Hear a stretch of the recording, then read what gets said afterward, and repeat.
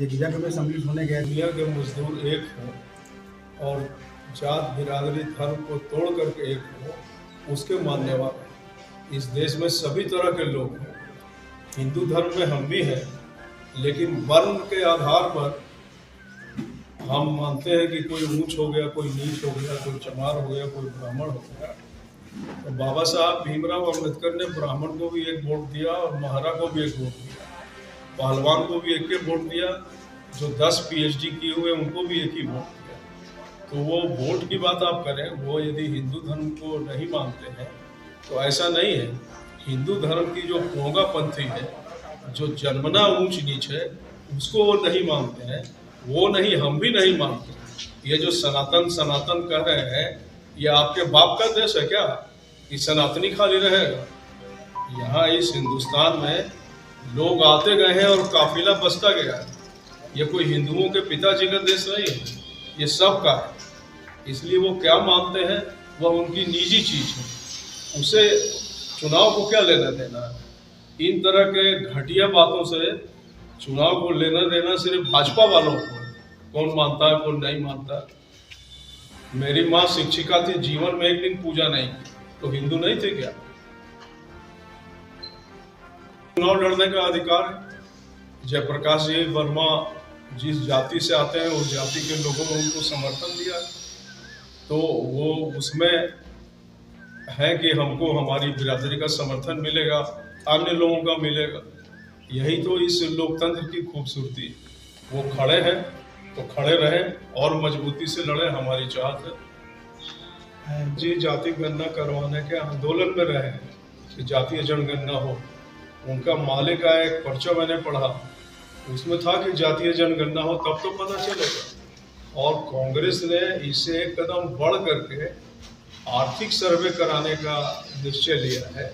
वो इसलिए लिया है कि देश के 2% लोगों के पास 40% लोगों के पास जितना माल असबाब है, बकरी घोड़ा कुत्ता पैसा साइकिल स्कूटर है, उतना 2% लोगों के पास है।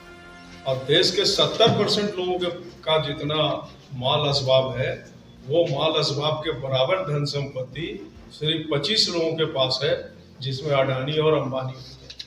तो इसलिए कांग्रेस के इस कदम को, जो इंडिया गठबंधन की शीर्ष पार्टी है, वो यहाँ पर उनका पर्चा है, वो इसको जांच करवाएंगे कि क्यों इतना खरबों रुपया किसी के पास हो जाता है और कोई दवाई के अभाव में मर जाता है, वो ऐसे ही मर जाता है। तो इस चीज को अब दूर होना चाहिए। और आपको मैं अपने अनुभव से बता सकता हूँ कि 2024 का जो ये चुनाव हो रहा है, यह जागरूकता का चुनाव है, संविधान बचाने का चुनाव है, जन्मना भेदभाव मिटाने का चुनाव है। अब तुलसीदास जी रामायण लिखे, वही ने लिखे। तो रहीम ने लिखा कि तुलसीदास मानस विमल, संतन जीवन पुराण, हिंदुओं को वेद सम तुर्का ही प्रकट कुरान। तो रहीम तो कौन थे? मुसलमान थे।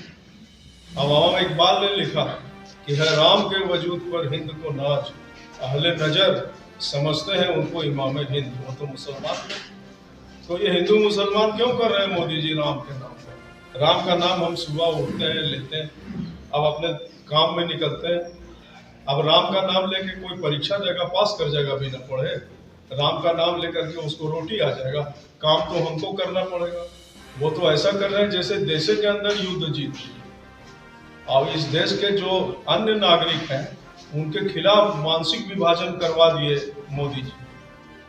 मैं आपको 1 घंटा बता सकता हूँ, 1000 उदाहरण कि इस देश के निर्माण में हिंदू और मुसलमान का कितना बड़ा योगदान।